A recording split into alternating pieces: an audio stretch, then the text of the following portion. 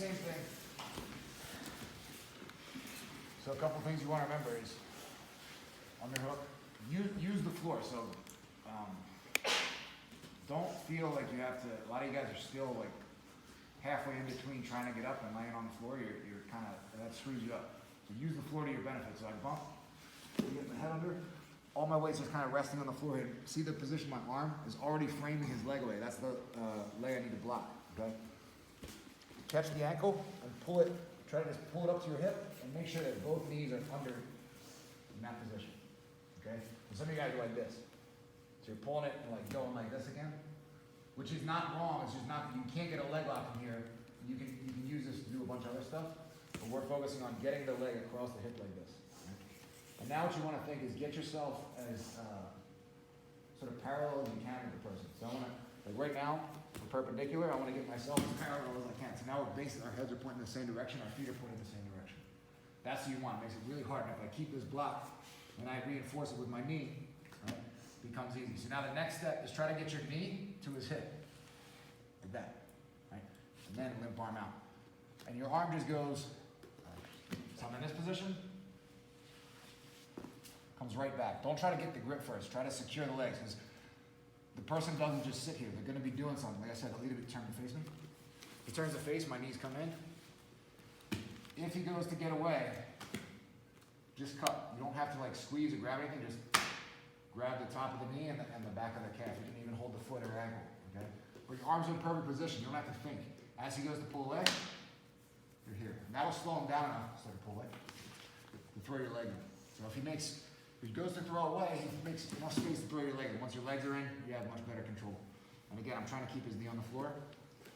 If he turns back to face me, I just bring my knees in. Bring the foot in, and then I go the same thing. Try to get back to the knee on the floor. Right? So again. Underhook. And another thing is, his knee can point one of two directions. We're going to go to the second one next, but his knee points this way. This is what we're going to go for. If sometimes you do this, stick the knee on. He does this. Okay, now what we just did isn't going to work. But I'm going to work on this right now. So pull it up and in. Try to run yourself behind and make yourself parallel with the person, keeping this frame on, make your hook. And then the next thing is getting your knee to the hip. So I want to get my knees connected here. Focus on squeezing with your knees. Have the person try to pull away. Go pull away. Exactly. The guy pulls you with him, and your leg will come in. Right?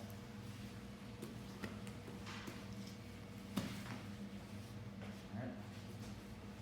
Hit the far hip. Turn into me. Come into here. Bring your knees together. Bring your foot over, and then bring them back. Right? And if you, like I said, the person won't just stay here. Once you go for a heel, they're going to start rolling and stuff. We're going to stay. But if you want, you can just go into that. Some of us have done this before. The rear naked choke grip. This will give you a finish in this position a lot easier. So here, feel your far wrist in. All right. 1, 2, 3. Time out. So now try to do it.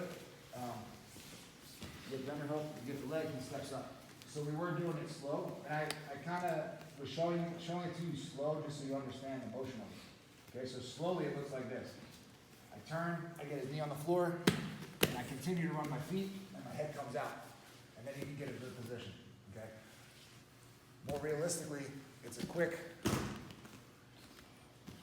you get to here, his leg steps up, I make a bump, and again, your goal is to get his hands on the mat. All right, it'll happen, and the more you're able to off-balance the person first, the more your head just kind of pops out. Like they fall into it. And when you hit this in training, it'll be like they fall into it rather than you did too much. Like if you just point yourself in the direction of it, it kind of falls into place. You just kind of throw your leg over. Like I figured it out like almost accidentally. Right? I'm just trying to, from here, you get the leg, right? Bump up. So hold the leg now, and you're bumping to 1 o'clock.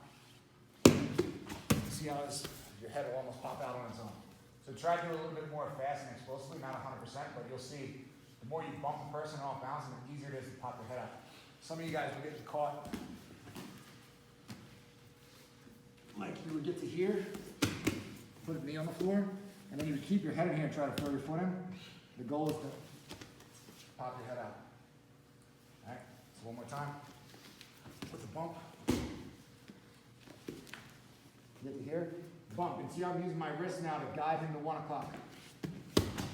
My head pops right out. And the more flexible you are, the easier it is to just throw your feet in from anywhere. All right?